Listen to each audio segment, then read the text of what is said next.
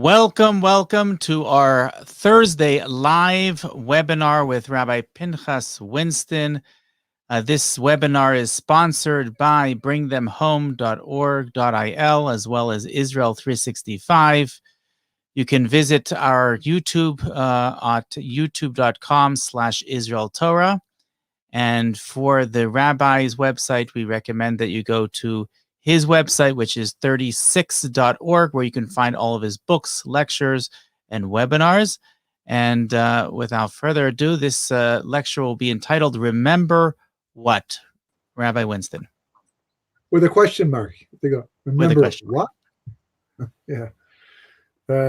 Time flies by so quickly these days. Everyone seems to speak about it. There's a good reason for it. I mean, technically speaking, you can see why. It's there's so much distraction, so much going on every day in life, and with social media and the news and with the virus and all that. So, it's like anything else in life. The more distracted you are, the less you pay attention to time, and it just seems to slip by. And Wednesday comes around, and it's Shabbos before you know it, and it's Purim already next week, God willing. And it's hard to believe. And of course, that means that Pesach is 1 month away from next week, 5 weeks from this week, B'ezras Hashem.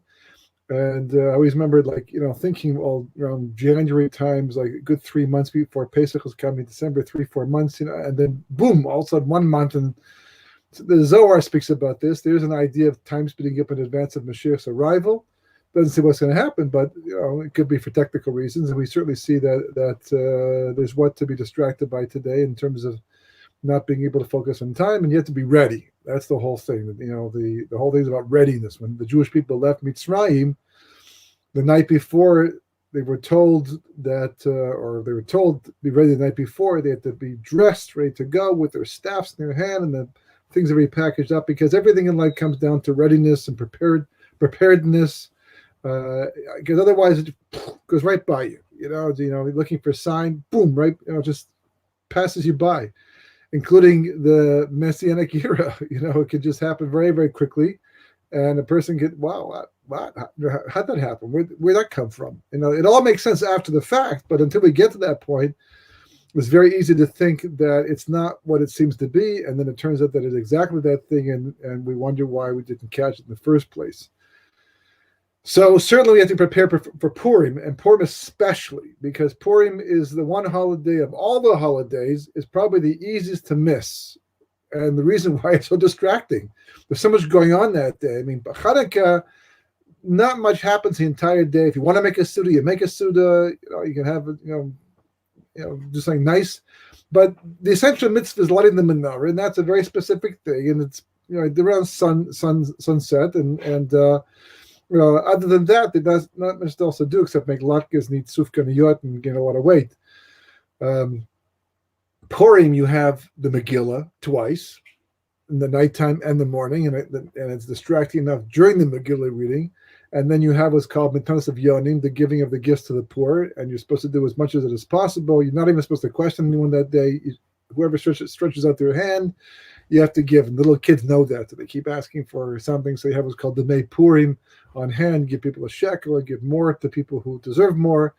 And of course, you have the mitzvah of Mashlach Manos, which is more difficult to do this year because of the coronavirus, because you can't get around the same way and come in contact the same way. Although the truth is, technically speaking, Mashlach Manos probably is more relevant this year than ever before, because you're sending it by shaliach, sending it by courier service, so to speak, to another person, not coming in direct contact with them. And that's always a lot of fun. Depends on how many people you decide to give it to. Then, of course, you have the Mishnah, the Suda itself, which comes towards the end of the day. The majority of the meal should take place on Purim. This year, it's much easier because since Purim for most people, it's called what we call Purim Shulash.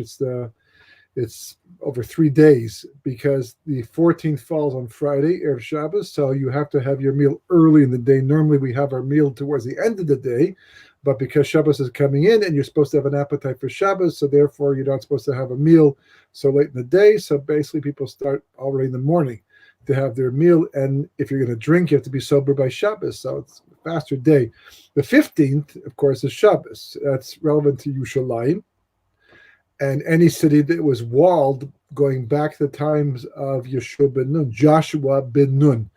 If you had a wall at that time of your city, so then you would keep the 15th as well. Jerusalem definitely keeps the 15th, and that's on Shabbos, and the rabbis pushed it off until Sunday. Well, some halachas take place on Friday. Some things you could even do on Shabbos. There's even, according to some opinions, to give Mishlach Manas on Shabbos. And then on Sunday, you have the meal. You have to know the halachas. It's a little bit complicated, but that's if you live in Yerushalayim. Everywhere else in the world keeps the 14th, so it's business as normal as far as Purim is concerned. But because it is Purim next Shabbos, and next Shabbos is actually Parshat Tetzaveh, which is usually the Shabbos that Parshas Zachor falls on, because as we're well aware, there are basically four special maftirs, four special readings we have before Purim, after Purim, in advance of Pesach. The first one's called Shkaling. We had it last week about the chetzi shekel, the half shekel that was given in temple times, and we commemorate that. On Tainus Esther, usually we give 3 half shekels on by mincha time. And we commemorate the fact that we had to do this. It's a very, very strong connection to Purim. Also, as well, it says that in the merit of giving the half shekel that we gave back at the time of the temple, actually back at the time of the desert, that was an advance warding off of Haman, who bought the right to kill the Jewish people, because the 10,000 kikar kesef he used to buy the right from Achashverosh to kill the Jews actually equaled in value all the chetzi shekels that were collected back in the desert. So God set up in advance that the fill the old adage that the refuah comes before the makir, that the healing and the medicine comes before the illness itself. So that was up in advance, and that was last week's Shabbos. And then usually there's a break of one Shabbos in between them. Parshas Zachor comes before Purim, because we're supposed to recall what Amalek did, who's supposed to be the ancestor of Haman, back at the time the Jewish people left Mitzrayim, they left Egypt, and we'll get to that in a second, God willing. And then the third parsha is Parshas Chodesh, which is the parsha that we read by Rosh Chodesh Nisan, and then Parshas Para, which comes first? Parshas Para. Then that's about the red heifer, because the Jewish people had to be purified with the ashes of the red heifer, a special procedure in Parshas Chukas, in order to be prepared to be able to offer the Korban Pesach. This goes back to the time in Mitzrayim. The Parshot are not in order. That happened earlier than it's actually written down in the Torah, because as we know, there's no actual specific order to the Parshiyot. It depends on what the Torah wants to teach. And the last one, Parshas Chodesh, by Rosh Chodesh Nisan, and then of course Shabbos Hagadol before, but it's not one of the 4 Parshiyot. So Parshas Zachor, which is this Shabbos, on Parshas Truma, because next week is already Purim, so therefore this is the Shabbos in advance of the 14th of next week, so therefore it's on Parshas Truma, which also affords us new insights, because nothing is by chance. There's no such thing as coincidence, or at least random coincidence. Coincidence just means that events overlap. There's no question there's coincidence, meaning that God makes things overlap, that things come together, people come together for very specific reasons, to teach something. So if this year it works out, even though it's a calendar thing, that Parshas Zachor comes in Parshas Truma, there must be some kind of connection to that Parsha that we can learn about as well. And there's a very strong connection, actually, again, which we'll get to in a second. And before getting there, just to elaborate, the Torah says, that we have to recall what Amalek did to the Jewish people when we left Mitzrayim. And what did he do? Well, the Jewish people had just conquered Mitzrayim, and the Jewish people just had the sea split for them and drowned the Egyptian army, what was left of them. And then the man, fell from the sky, from heaven, from Shemayim, is food from Shemayim, this fantastic miracle. And it says it melted into the ground, the surplus melted into the ground and went to the underground streams, and everybody got to taste the man that the Jews were enjoying. So the world knew about the man as well. And, all these fantastic miracles, and all the enemies of the Jewish people at that time, whoever they might have been, because there's always someone around who doesn't like the Jewish people, at least, and they wouldn't dare attack. Who's going to attack the Jewish people at that stage of history when they got the Ani covered? There's the clouds of glory surrounding them. There's a pillar of fire leading them at nighttime, and the clouds leading them in the daytime and protecting them from the elements of the desert. I mean, you have to be meshuggah. You have to be absolutely suicidal to go and attack the Jewish people at that time. And Amalek did. Amalek came across, from the Negev. They came from the south of Eretz Canaan, all the way down to Refidim by Yam Suf over there to attack the Jewish people. And therefore, they're called Reishis Goyim, the leaders of the nations, because they're the ones who cooled down the situation for everybody else. The Medrash, which Rashi brings down in Parshas Kiseitze later on, where the mitzvah Zechus Amalek comes, is mentioned over there. So he mentions that it's like a boiling hot bath that nobody will go into because it's scalding hot. And some guy comes along and says, everyone into the pool, boom, jumps in, scalds himself. He's burned. He's like 3rd-degree burns, but he cools it down for everybody else in the meantime. So no one would attack the Jewish people. Amalek does it. He gets walloped in the end. He gets, that the strongest of Amalek are defeated and eliminated, and only the weaker ones are left behind. But it doesn't make a difference. They survived, and they opened the door for other nations. So therefore, God pledges that he's going to be at war with Amalek in every single generation. And we have a mitzvah of Mechias Amalek, of erasing Amalek from the world. And when that finally happens, normally, if you attack an enemy, you can take booty, you can take shlo, you can benefit from it. Not like from Amalek's property, you have to completely get rid of it. Every last bootstrap, you name it, nothing. You can't be able to say that came from an Amaleki. Destroyed completely. So how do we do that? By mentioning him. The whole point is to forget him.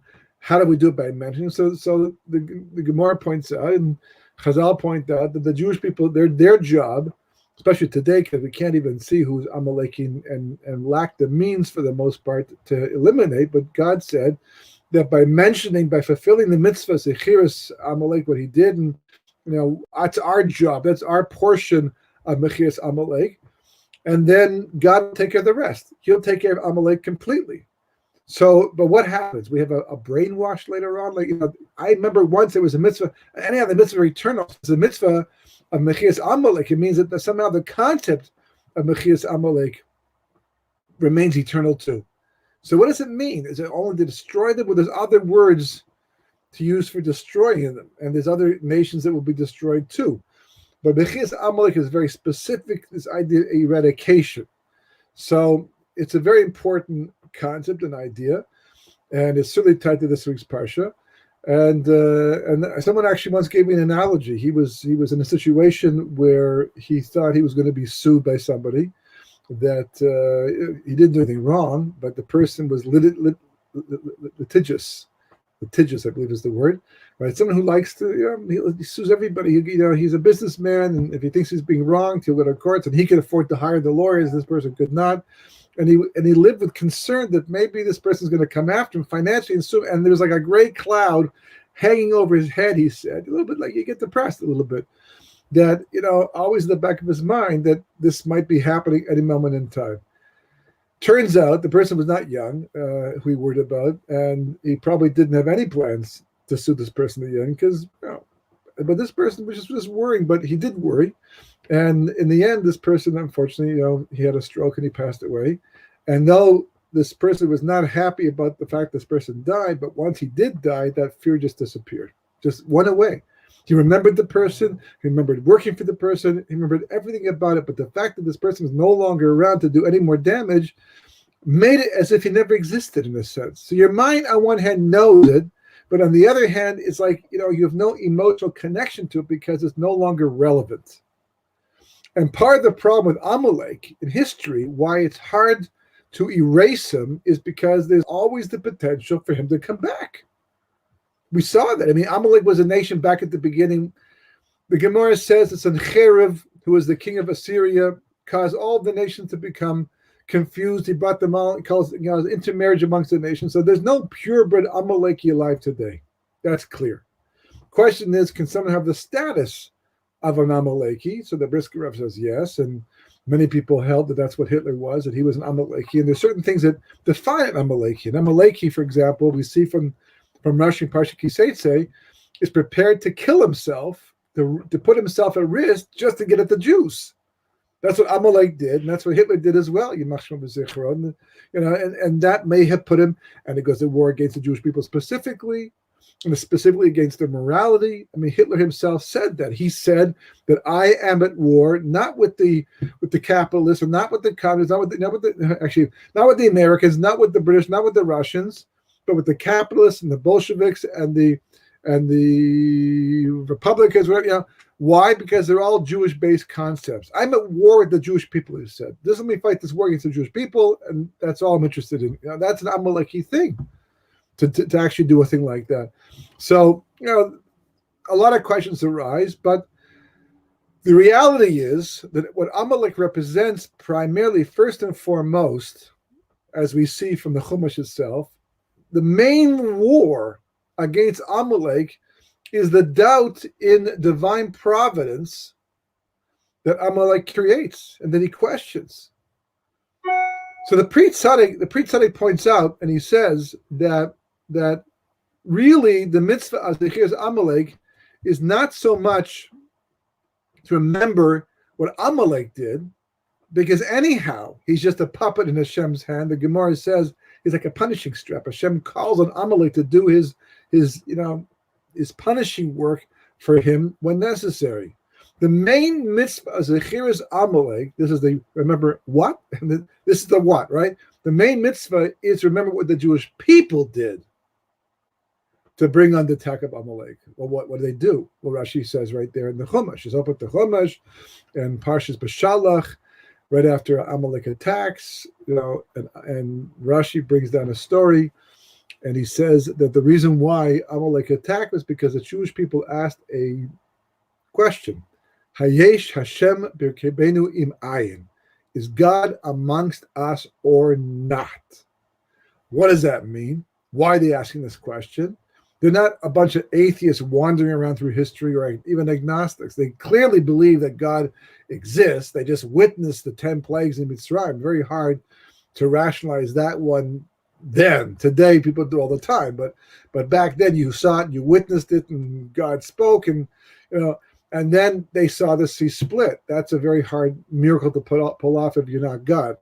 And then, of course, the man fell from Shemaim. So they knew that God existed, and they knew God was amongst them. The clouds of glory were right there.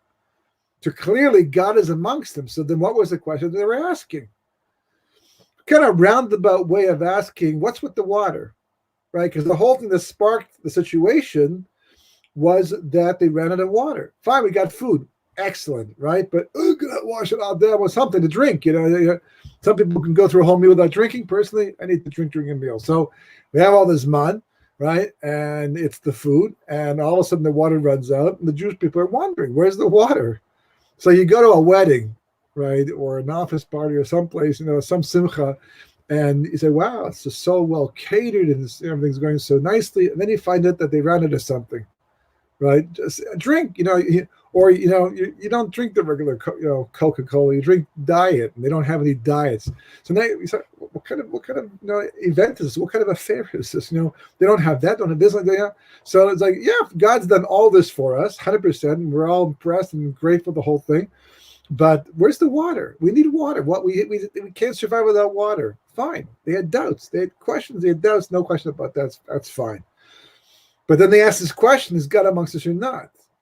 And then because of this, Rashi explains Amalek attacks. That's what gives rise to Amalek. That question, is God amongst us or not? And then Amalek attacks. So, is it a valid question? Well, they certainly required water. There certainly was doubt. The gematria of Amalek is Suffolk. Suffolk means doubt. Amalek is equal to 240. Suffolk equals 240, and therefore, they're the same thing. That's what Amalek does, right? The word Amalek can be broken up into two words. Ayin, the first letter is an ayin, malak, which means to sever, the severed eye. Amalek severs the eye. Which eye? The physical eye? No, the mind's eye, right? People are clear about God, and all of a sudden the Holocaust comes around, and people start doubting and questioning. Is there really a God? And if there's a God, how can it let the Holocaust happen? And how is it possible that we went through? And the answers seem to fall short. I mean, you could open the Chumash; it's all there. The truth is, it is all there. So what's the problem? And did the Jewish people really doubt if God was amongst them or not? Avraham is told by God, back in Parshas Lech Lecha, right? He's told by God that I am going to bless you with another son. This one will come from Sarah. Sarah Imenu, your wife, okay? Not from Hagar. And this son is going to be your progeny, your spiritual, heir, who's going to inherit what you've accomplished, and you will build your house through him. Wow! Amazing, fantastic. This is the best news I've ever heard in my entire life. And then 37 years later, God says, remember that son we spoke about?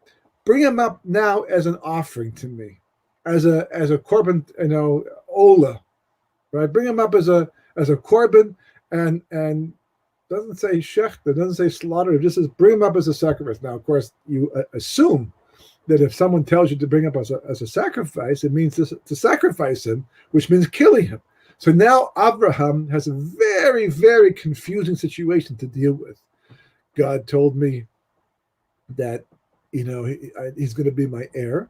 And now God's telling me to kill him. He's not married yet, doesn't have children. If he was married with children, it'd be a different story because they're the grandchildren. But there's no children.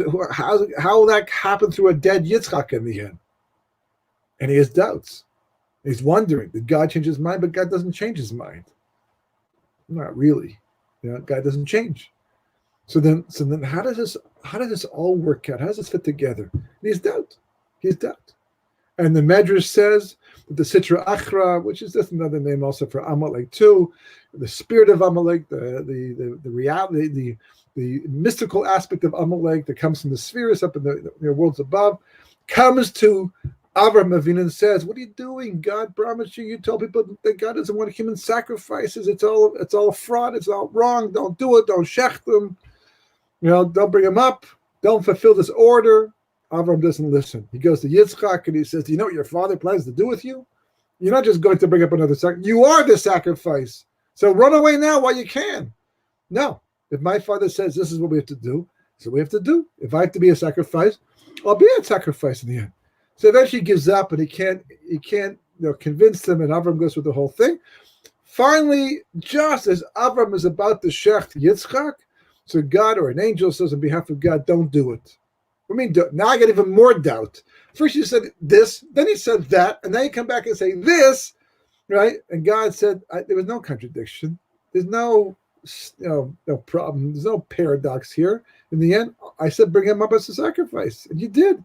Now bring him back down. He's still a sacrifice, but who says a sacrifice has to be killed?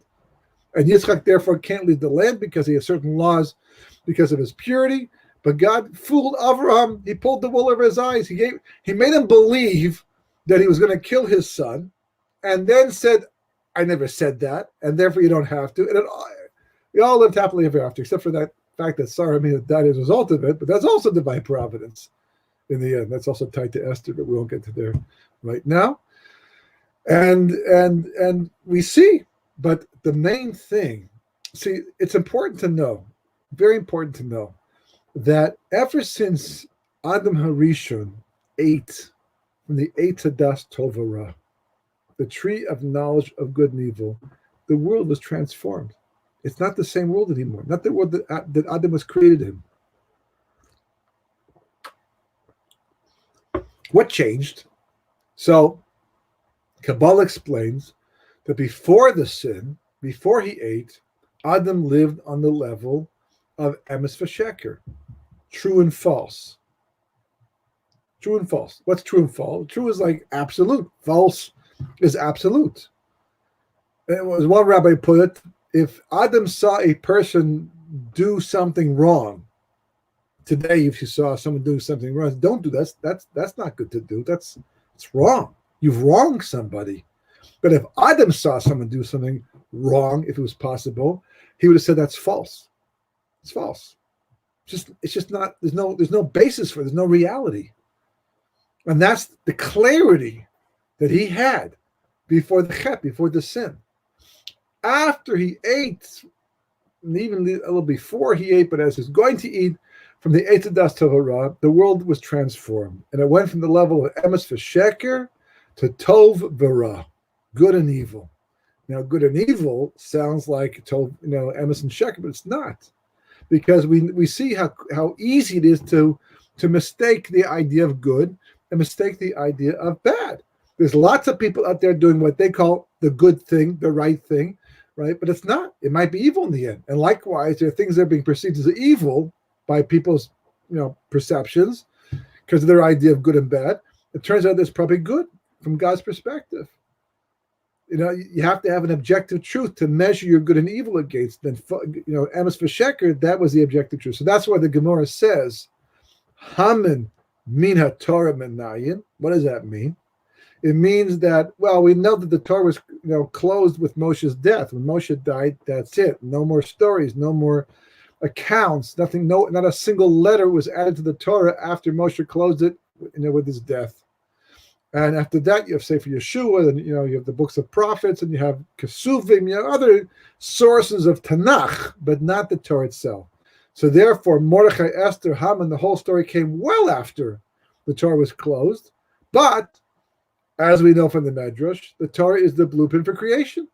So everything has to be in there. If it's significant and what's going on this very moment has to be in there. A blueprint means that whatever was built comes in the blueprint.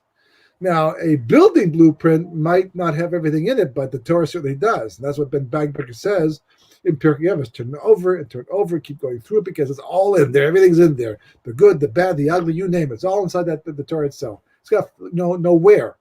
So therefore, the Gemara says, look, Purim is a holiday.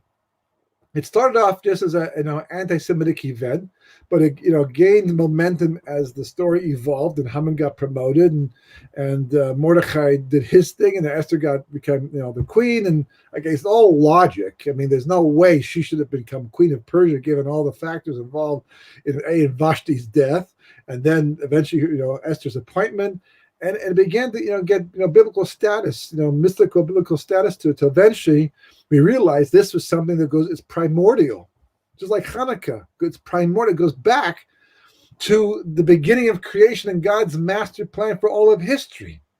So therefore, everything is in the Torah, and you should be able to find it. The Vilna Gaon says that you can find anything in the Torah, but the less significant it is, the harder it is to find. I mean, clearly the internet is rooted in the tree of knowledge of good and evil. It's just absolutely clear if you know all the parameters, especially since the fact that the year that the internet came into public usage corresponds to actually the hour that Adam ate from the tree of knowledge of good and evil. It's all about knowledge, thus. You can find examples upon example of this idea, but Purim stands out that Purim must somehow have some real obvious basis in Torah itself. So where is that hint when the Gemara comes back and says Hamina Eitz Achalt, right? Because the word mean, like you just say Mina Eitz would be just the normal statement. Hamin, put the hate before the word mean, transforms the word mean into a question. With the intonation. Did you eat? Right? That's a question now. So because it has the hey, so now it's spelled exactly the same way as Haman. So therefore the Gemara says that this is the Torah hint that there's going to be a Haman. Now, of course, it's not just looking for a word, because there's also Haman, the man in Parshat Beshalach is called Haman, also spelled the same way, and there is a connection for sure. But the Gemara, as the Pri Tzaddik points out, is not asking just where are they mentioned. They're asking, where is the spiritual root that gave rise to the reality of Haman? Happens to be that the word Hamin spells Haman too. But really, the main source of Haman in the Torah was the eating from the Eitz Das Torah. Because why? Because once they did, they created what's called the Ilana Desfeka, the tree of doubt. Their vision became cloudy. They became unclear. They no longer saw the same way they saw before, Adam and Chava. And therefore all the generations that follow. We can't help but have doubt ever since that moment in time. And that was in the Garden of Eden. Now we're outside paradise, and it's even way more confusing than it was before. Clarity, my Rosh Hashanah used to always hammer us with Clarity or death. Clarity or death. He meant that if you're not going to investigate the truth and do as much as you can to know it as well as you can, at some point in time you'll stumble, make a terrible mistake with your life. See, all these catchphrases, and they all were so true, and such great advice packaged in one short little statement. Because that's the fight, that's the struggle for clarity. It's all about clarity. That's the Amalek comes to confuse the matter, to make us unsure of ourselves, to cast doubt on the situation, so that we will sputter and we will stall and we will despair and we will do nothing in the end.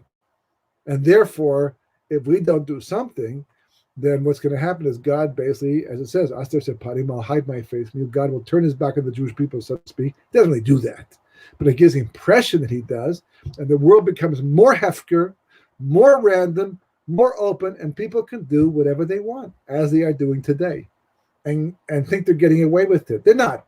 It'll all backfire in the end. It always does. It just looks that way. It's a lack of understanding. It's an immaturity. It's a short-sightedness, because history shows that when you go down these paths of immorality, amorality, and you go against what the Torah says, and you disregard and you belittle, eventually the boom is lowered and history corrects itself. That's not history. That's God using history to correct things. But that's what Amalek does, because eat, drink, and be merry, because tomorrow, who knows? But what about today? Today we can do that. And that's what Amalek wants us to do, because that's his job, first of all, to force us to go looking for the clarity. So when the Jewish people asked the question, is God amongst us or not, they were dealing with doubt. It's okay. The doubt was understandable. God himself created the doubts. He knew they needed water. Oh, yeah, right. He's not like some camp director who's got a whole list of things to do. And, oh, yeah, I forgot. It says water right here, and I forgot to do that. Okay, I'm so sorry.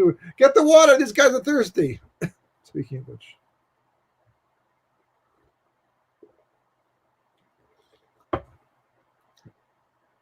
God's perfect. He doesn't forget a thing. Doesn't need to be reminded of anything. If the water ran short, it's because God wanted it to run short, because he wanted them to have that situation. He wanted them to have that doubt. Amalek didn't attack because they had doubt. Amalek attacked because of the way they dealt with the doubts, in a very non-Avraham-like way. Avraham had doubts, 100%. What's going to be? How's this going to fulfill the destiny of the Jewish people? The master plan of creation that I put my entire life into. How? I don't know, but I know one thing for sure. This I know, I'm clear about. God said, bring him up as a sacrifice. That I know for sure. So Adam had doubts even before, but God said, don't eat. Wait, don't eat. Okay, I don't understand. It's not clear to me, but that's what God said. Shmuel is told to tell Shaul Melech, who has a chance, because we have the land now, and we have a Melech, like the Torah talks about in Parsha Shoftim. We have a chance now to go to the next stage and ready the world for Mashiach by wiping out Amalek. So Shaul gets the call. He's not even a descendant of King David yet. He comes from Yosef, not from Yehuda. And he gets the call to go out and obliterate Amalek, who was king of Gog at that time. And he goes out and he decides that he wants to bring, sacrifices to God to thank him for the victory. But he can't do that as long as an Amalek is still living, because we saw it. Once the last Amalek is dead, then everything has to be destroyed. So what does he do? He kills everybody else, keeps Agag, the king, alive, right, for one night. And it says in that one night he used magic, because they were into magic, Amalek. And he was able to somehow procreate and have a descendant that eventually became Haman. And then, of course, he loses the Malchus for this. Next day, he comes back and I've done exactly what God said to do. And Shmuel says to Shul, what's all the sheep I hear? Oh, that's what I brought back from Amalek. What? Yeah, because, I wanted to thank God, so I wanted to bring all these sacrifices to thank him. And So I kept the Gog alive so we can kill him later on.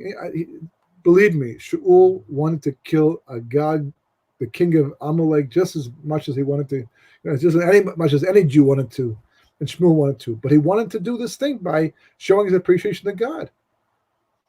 And this is his solution. And then Shmuel says to him, he says, what do you think God wants more? That you bring these sacrifices. Nice idea. Normally, it's perfectly right, and this is what we should do. In most situations, to show our appreciation to God for the good He gives to us. But if God says, "Kill him, wipe out every last Amaleki," what do you think God wants more? The sacrifices you got by breaking the command, or bring your what you're doing, what God said to do. That's your sacrifice. That's the thing. I really want to bring these animals, but I can't because God said no. That I'm clear about. So then what should the Jewish people have done at that time? They should have said, we don't have water. We don't know what's going to happen. We have no idea where God's going to bring this from, but we have seen up until now that God has been taking care of us. We wonder if God's amongst us, but we're not going to articulate that. We're just going to wait and see. And maybe it's okay. Moshe, Mr. Moshe Rabbeinu, please, our teacher. We just have a question for you. It seems that we're out of water. Any idea what's supposed to happen with that? You work with people, and different mentalities, different temperaments. Some people come at you from the get-go. They're just like something's wrong. Boom, they're all over you. Stress, anger, frustration. Other people are just so polite and kind. They really want to say to you what's going on, but they don't want to upset the balance. They don't want to I don't know if you realize it, but there's no more sugar in the bowl over here. There's no, I was like, oh yeah, we'll get to that. I'm sorry, forgot about that. And everything is resolved while going through all of that. So you go to Moshe and say to Moshe Rabbeinu, we're thirsty. We don't want to, God's been so good to us up until now. He's taking care of every single need, which is why we have the question, because He has been taking care of every single need. So, what do we do now? What should we do? Hang tight. We'll take care of that. Good. Moshe said we're going to take care of it now, okay? Pass the word around. And they passed it, and it gets resolved. No Amalek, no attack. But they don't do that. They turn it into a complaint. They turn it into a question mark. They turn it into a doubting of God's providence, a lack of trust, a lack of faith. That's the way they dealt with doubt. That's the way they dealt with it. And that's what brought Amalek. Not the doubt itself, fine. How they dealt with the doubt. Because, not really funny, but I remember once talking to somebody. I don't know if he himself was a Holocaust survivor or he was a child of a Holocaust survivor. But he said he wasn't sure that God existed. And so I said, why do you doubt that? And, it's not such a hard question to ask, as so many people do anyhow. And he answered back by saying that, I'm angry at God, so I don't believe in Him. I didn't quite understand what he meant at first, and I just sort of processed it. I said, wait a second. You don't believe in God, but you're angry to Him. Or you are angry at Him, you believe in it. Like, wait, let's start all over again. Do you believe in God? I'm not sure. Why not? Because I'm angry at Him. Well, if you don't know, so you might be angry. You have doubtful anger. If He does exist, I'm angry. If He doesn't exist, I have no anger. He got confused in the end. He couldn't sort it out. He couldn't, what I got out of that, and I think what he got out of that, although he wasn't so ready to admit it, was that he certainly believed in God. He was taking revenge. He had a problem with what happened. He had a problem understanding how God could allow it to happen. And he probably had fear it could happen again, because a lot of us do. And his response to that was, I'll show God. I'll get angry at Him. I'll act as if He doesn't exist. But in the head, his seichel, he knows. How many people, why do bad things happen to good people? The question itself tells you that they do. That's why you're asking it, right? But the problem is not with the question. The question exists. We see it. We witness it. The problem is with the answer. So, what do we do with it? Well, there's lots of answers, and there's so many answers that do not exclude God. I mean, Moshe Rabbeinu himself asked that question. The Gemara says, And God didn't really answer it because the answer was too profound and too sublime at that stage for him to hear it. So but God himself, Moshe's asking God. Moshe saw the problem and he's asking God. So it exists. God exists and the question exists is not a problem. What's the problem? The problem is that our emotions get in the way. We can know things in our heart. How many times have we known the truth about a situation? We should apologize. We can't apologize. You know why? The heart. It's just too painful. I can't get myself to overcome that pain. If I apologize, it's like admitting there's an embarrassment involved. I know it's what I should do. I know it's what I have to do. But I just can't do it. I know that bad things happen to good people. I know it's not a contradiction to the existence of God, but I just can't get over it emotionally that this thing happened. Ad kedei kach that people write books about it and minimize God's involvement. They think that they're being intellectual about it. They're really actually being quite emotional about it. Because if they really wanted the intellectual approach, they go research, because even a Holocaust is actually spoken about right there in Parshas Ki Savo. It's not like it's not mentioned. It's not like, didn't see that coming. No, it's mentioned. We can't believe it happened. And we don't know the culpability that led to it, but the reality, the concept of a Holocaust, right there in Parshas Ki Savo. And Parshas Bechukosai in less detail. And the Midrashim and history, and it goes on and on and on. So that's not the question, not the issue. Having doubts about that's not the issue. How we deal with the doubts. So this week's Parsha begins talking about Truma. It's called Parshas Truma because a Truma is an elevated offering. The ream to lift up, to elevate. We use the word Truma for a gift, for tzedakah. People go collecting in shuls for Truma because since you're giving to a holy cause, hopefully to someone in need, then it's like an elevated offering to God. You're giving not to this person, you're giving to God the end. So it's called the Truma. But here in this case, the Truma is specifically for the sake of building the different things used inside the Mishkan. The actual money used to raise, for the sacrifices, that was obligatory. That's the Machzor Shekel we spoke about in last week's special reading. There was another obligatory gift offering you had to give as well, also a small amount of money, but over the course of 3 million people, it adds up, to be able to build the walls and the sockets and different things that the Mishkan depends upon.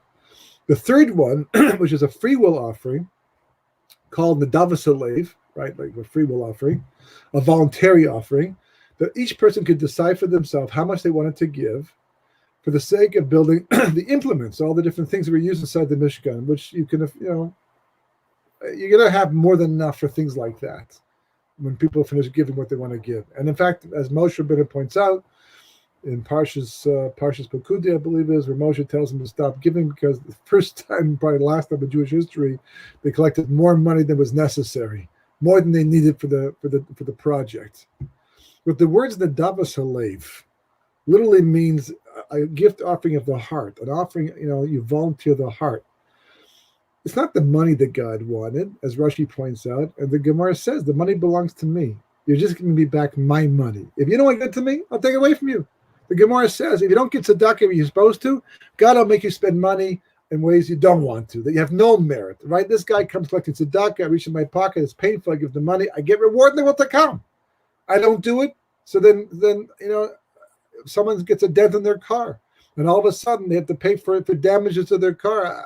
It's painful, it's such a waste of money, because that money doesn't belong to you. We're all a bunch of bank tellers with God's money, and he's using, he's giving to us that we should decide how we're going to use it for the sake of earning reward that will to come. What does belong to us, more or less, that's also a discussion, but what does belong to us is our hearts, our lives, right? That's ours. The money was just a vehicle to express that.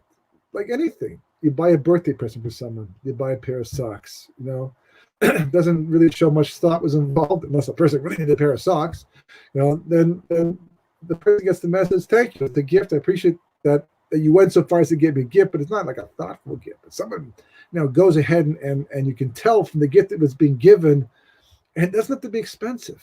just has to be special. And the specialist conveys the fact that this person cared enough to go looking for this thing and present it to make me happy. That's someone who cared. They've given me their heart.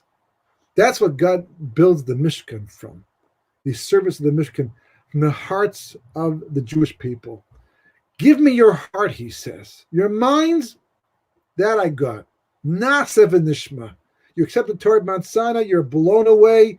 It was such an awesome, you got the level of like a single person, a single heart, because but now you're on, now I let you back down to earth again. Now you're on your own. Now you can make free will choices. And I'm asking you for your heart. Your heart means that when things happen, you have doubt. Amalek attacks you in whatever form he takes, whatever level he does it. Right? At the end of the day, you deal with your doubt by staying loyal to God. That God is where it begins and God is where it ends. Everything in between can be a balagan, totally confusing. And that's what Purim really taught us. That's what Mordechai was trying to bring out.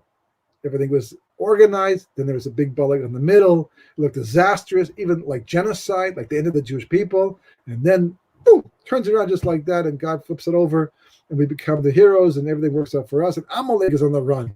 And all those people who abandoned God, that God had abandoned them, and they abandoned God, and the ending, oh man, I wish I hadn't done that. I wish I had stayed loyal, because now when God has finally showed himself his true colors and saved the day, I would be one of those people who stayed with God the entire time through. So this Shabbos, as we listen to Parshas Zachor, and we recall what Amalek did, we have to recall what we did to bring him out to attack us in the first place. It's the way we dealt with our doubt. And if we use Purim properly and this opportunity properly, then we'll stay loyal to God the entire way through. We'll have bitachon emunah, we'll trust God, he'll have our hearts. And you'll find out by Pesach time, B'ezras Hashem, there's no greater level of freedom in life than that. Shabbat Shalom. Amazing. Thank you so much. This shir is for Refuah Shlema for Moshe ben Ayelet. He should have a Refuah Shlema Kol Cholei Yisrael. And I want to encourage, there's a number of questions, some of which are actually answered on our YouTube channel. So I want to encourage people again to go to our YouTube channel at youtube.com/Israel Torah. There they can also subscribe, and they can also press the bell for notifications. And again, we recommend the rabbi's website at 36.org, where you can find his books and his lectures. And we thank you. We look forward to seeing you next week. I hope we'll have, right before Purim, we'll have the Purim edition. That will be Purim. Next Thursday that will be Purim. So yeah. we'll have to have, well, for you it's Purim. For me it's a third of a Purim. But okay. Oh, yeah, you're right. Right. Okay. So either way, we'll hopefully see each other soon, and we thank you again for your participation. Be well, Shabbat Shalom, and Purim Samech if we don't speak to you until then. Amen. Be well.